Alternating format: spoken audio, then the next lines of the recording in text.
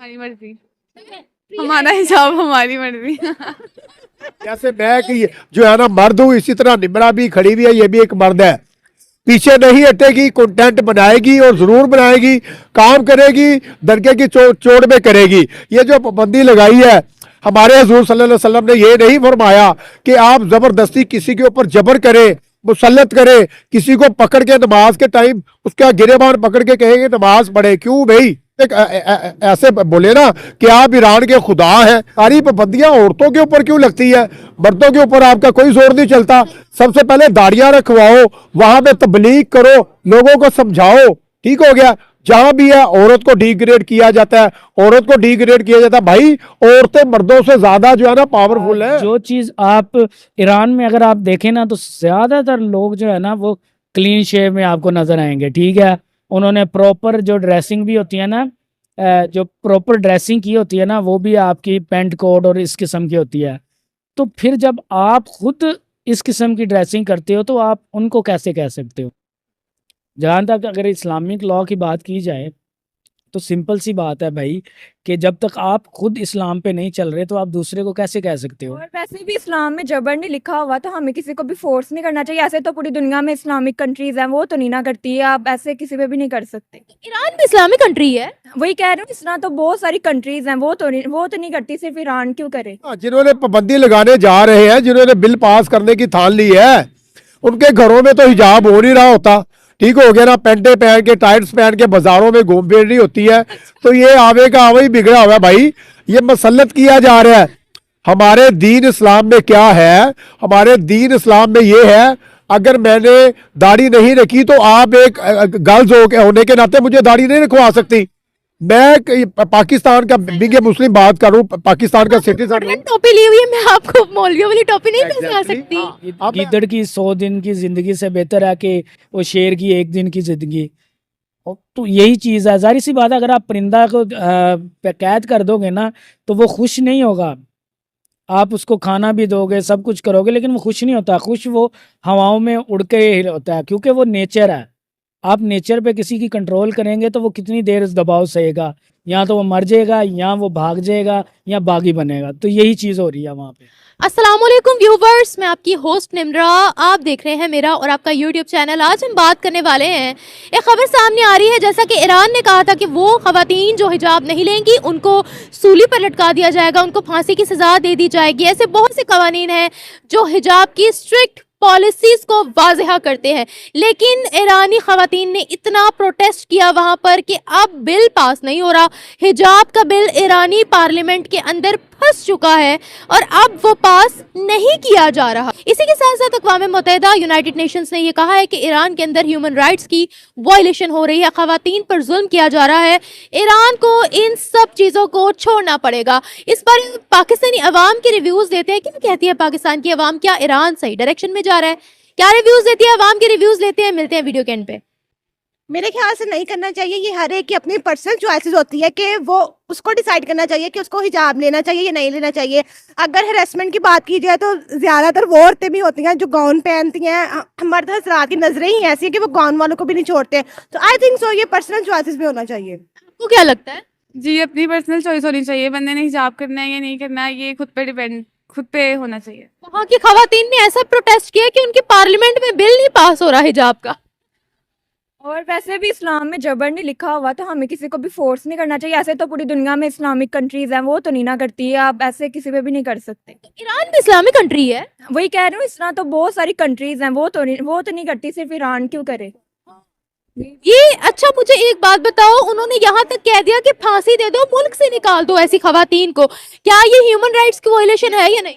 ये तो इस्लाम में भी नहीं लिखा हुआ। जो इस्लाम की बात कर रहे हैं कि हिजाब आपने करना है, वो तो इस्लाम में भी नहीं लिखा हुआ कि आप किसको ऐसे करें कि आप फांसी दे दें या फिर कोई ऐसी चीज करें। ह्यूमन राइट्स की वायलेशन हो रही है या नहीं? हाँ, हो रही है। मेरी बात सुने, अगर कल को पाकिस्तान के अंदर ये लॉ आ जाए, ये कह दे कि हिजाब मैंडेटरी है, हाँ, आप लोग प्रोटेस्ट करेंगे या फिर मान लेंगे? We will protest for sure. Protest करें? आप बताओ, प्रोटेस्ट करोगे या स्टेट का हुक्म मान लोगे? ये तो अपनी चॉइस है ना, आप अगर आप करते हैं तो करें, नहीं करते तो, लेकिन आप किसी को ऐसे फोर्स नहीं कर सकते। हर बंदे पाकिस्तान में ऐसा हो, प्रोटेस्ट करना पसंद करोगे या चुपचाप मान लोगे? प्रोटेस्ट करेंगे, हमने जरूर फांसी लगवानी है अपने आप को। प्रोटेस्ट करोगे? प्रोटेस्ट में क्या डिमांड करोगे? बताओ। आप क्या डिमांड करोगे प्रोटेस्ट? हमारा हिजाब हमारी मर्जी। ओए क्या बात है, हमारा हिजाब हमारी मर्जी। मेरे ख्याल से प्रोटेक्ट अगर किया भी जाए तो आप जानते हैं कि पाकिस्तान का कुछ कानून ऐसा है कि उन पे फतवे लगा दिए जाते हैं कि ये खवातीन तो ऐसी हैं, ये तो ऐसी हैं, इनके खिलाफ तो ये किया जाए। तो अपनी पर्सनल चॉइसेस, और यहाँ प्रोटेस्ट आप इजीली कर नहीं सकते क्योंकि आपको जैसे पता है जो पाकिस्तान के हालात जा रहे हैं, जरा सा फतवे फौरन फतवे शुरू हो जाते हैं। तो वैसे आपको पता ना, फतवे तो वैसे फिर पाकिस्तान के मौलवी हैं, फतवे नहीं देंगे तो और क्या करेंगे? ईरान इसके ऊपर हमारे ऊपर फतवा लग जाए। नहीं, मेरे होते हुए तुम्हें कोई कुछ नहीं कह सकता। पर्सनल चॉइसेस होनी चाहिए। देखिए अब खवातीन ऐसे अगर घरों में बैठी रहेंगी तो फिर वो कैसे अपने मर्दों के शाना बिशाना चलेंगी। एक तरफ ये कहा जाता है कि मर्दों के शाना बिशाना चलो, दूसरी तरफ ये कहा जाता है कि उनको बाउंड किया जाता है कि नहीं आपने ये बाहर निकलना है तो ये करना है वो करना।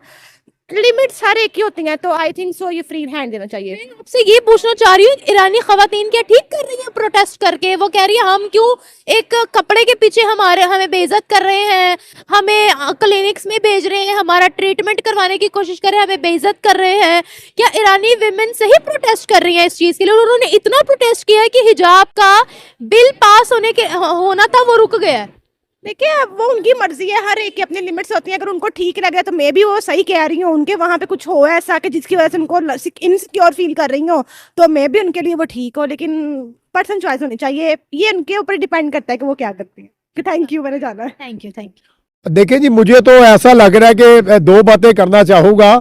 जिन लोगों ने हिजाब पर पाबंदी लगाई वो सबसे पहले अपनी बहनों को समझाएं, अपनी बीवियों को समझाएं, अपनी बेटियों को समझाएं। कह रहे हिजाब करे, वही ना, जिन्होंने पाबंदी लगाने जा रहे हैं, जिन्होंने बिल पास करने की ठान ली है, उनके घरों में तो हिजाब हो नहीं रहा होता।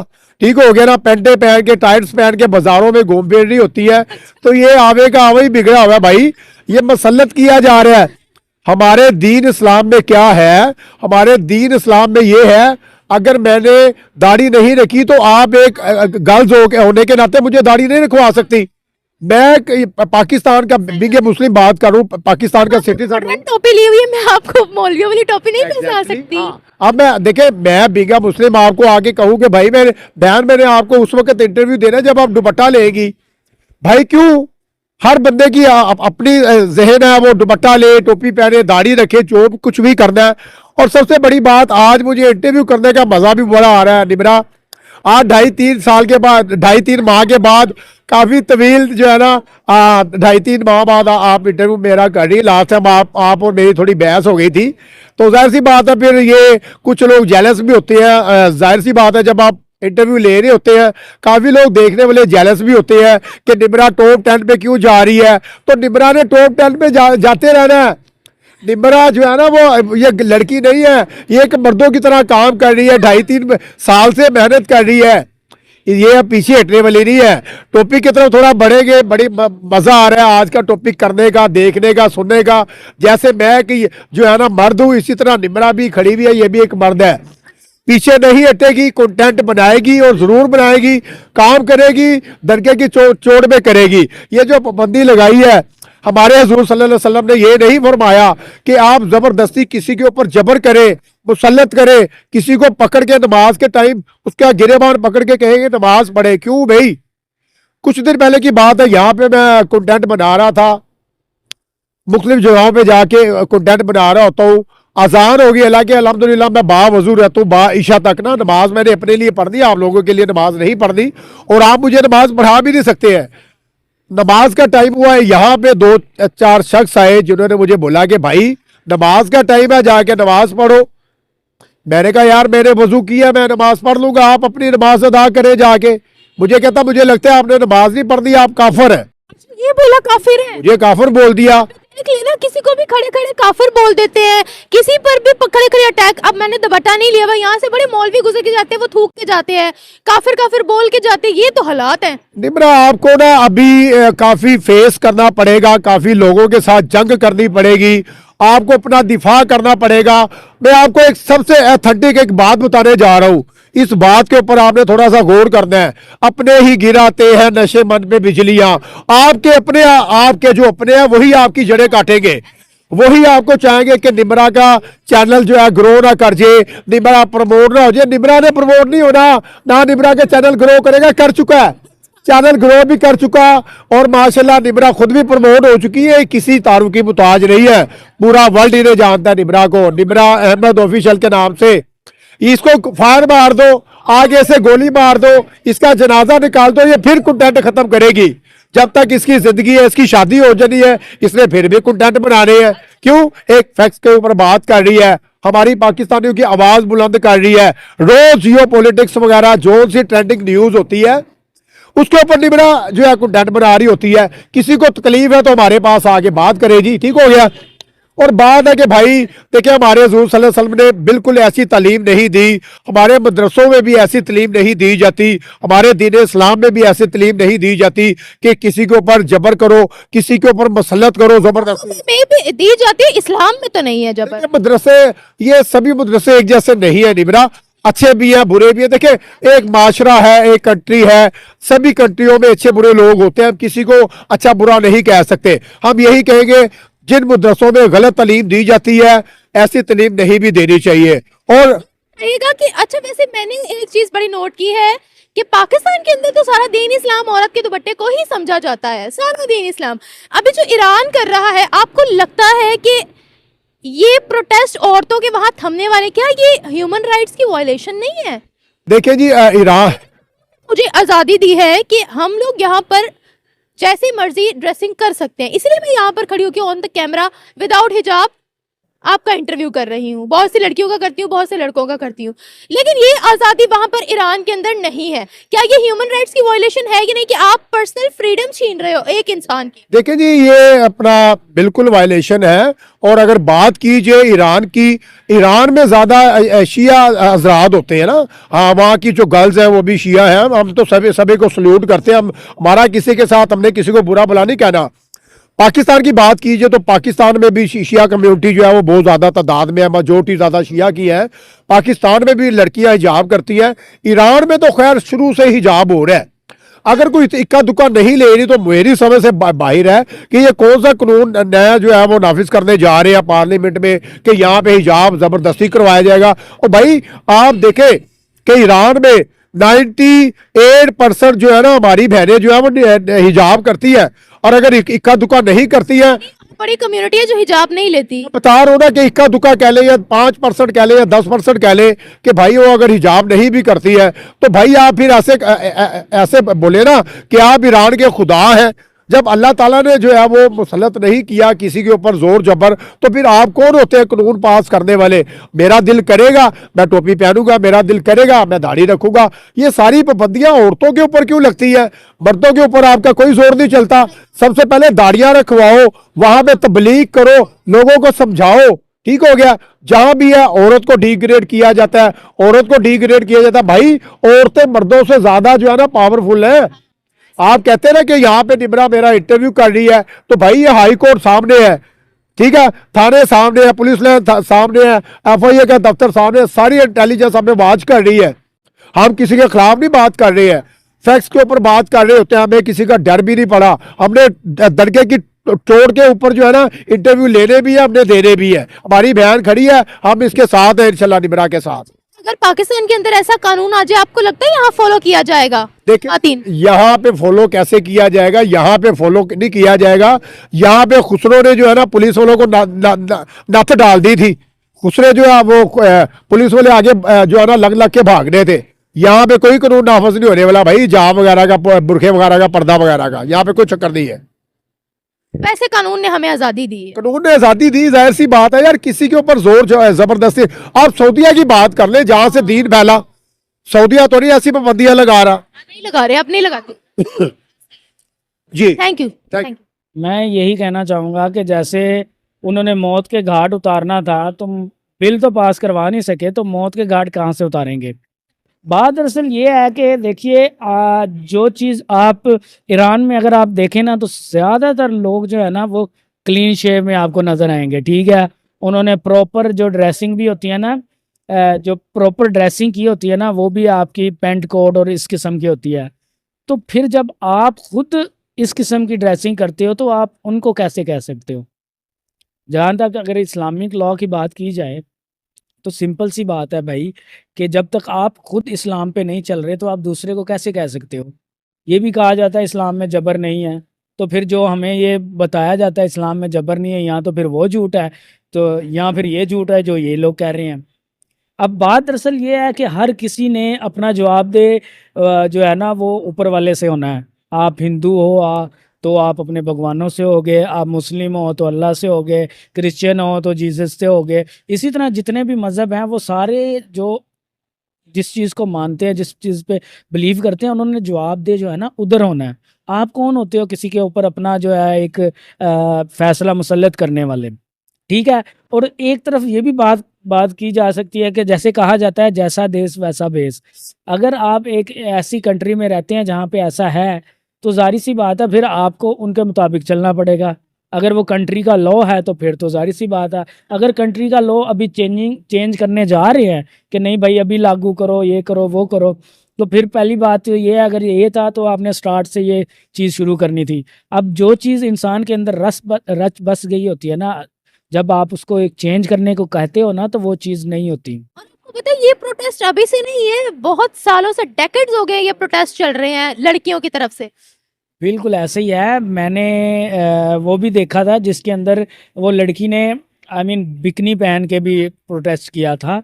तो उसके बाद से उनकी खबरें आना शुरू हुई कि ट्रीटमेंट क्लिनिक खोले जाएंगे इनके लिए, और इस किस्म की बातें चल रही हैं। तो बात दरअसल ये है कि हम लोग जो है ना वो बड़े ही दूसरों पे तनकीद भी कर सकते हैं, हर चीज़ कर सकते हैं। यही चीज़ अगर आप इंटरव्यू करते हुए यहाँ पे लड़कियों से ये पूछे कि अगर पाकिस्तान में लगा दी जाए, सारी नहीं मानेंगी। लेकिन जैसे ही बात की जाएगी ईरान की, इराक की, जिस मर्जी कंट्री की जो मुस्लिम होगी, तो कहेंगी कि नहीं वहाँ लगनी चाहिए, इस्लामिक कानून है, ये है।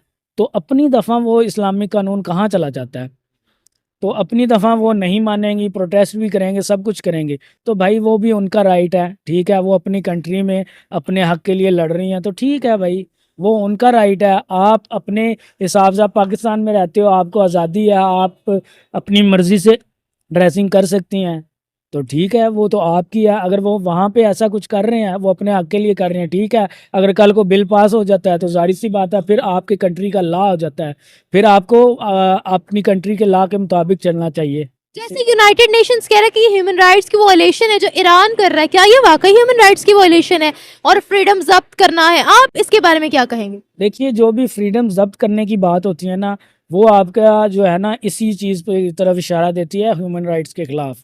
ये फ्रीडम जो है ना हर जानदार चीज़ का हक है, चाहे वो इंसान है, चाहे वो जानवर है। अगर वो आज़ाद है तो उसकी ज़िंदगी है। देखो, अगर ये भी कहा जाता है ना कि गीदड़ की 100 दिन की ज़िंदगी से बेहतर है कि वो शेर की 1 दिन की ज़िंदगी। तो यही चीज़ है, ज़ाहिर सी बात है। अगर आप परिंदा को कैद कर दोगे ना तो वो खुश नहीं होगा। आप उसको खाना भी दोगे, सब कुछ करोगे, लेकिन वो खुश नहीं होता। खुश वो हवाओं में उड़ के ही होता है, क्योंकि वो नेचर है।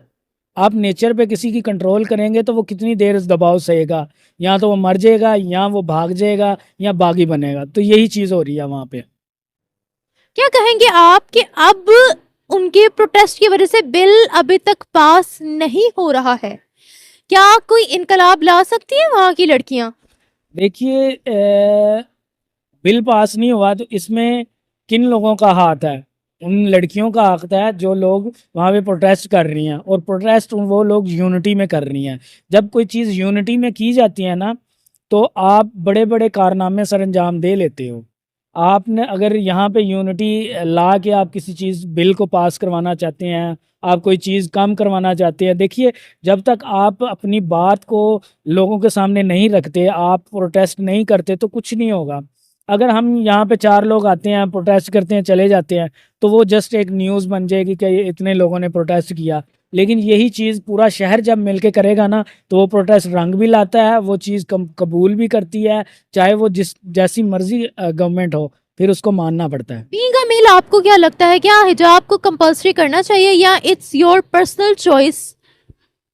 देखिए, हम जिस माशरे में रहते हैं वहाँ पर जो है ना जो आपका लिबास होता है ना उससे लोगों को जज किया जाता है, हालांकि ऐसा होना नहीं चाहिए, क्योंकि जिन चीज़ों की यहाँ पे बात की जाती है ना, यहाँ पे आप किसी से भी पूछ लो उसने यही कहना है कि जो हिजाब कर रही है ना वो बहुत अच्छी है, ये है वो, ये परसेप्शन हमारे ना दिमाग में शुरू से भर दिया गया हुआ है।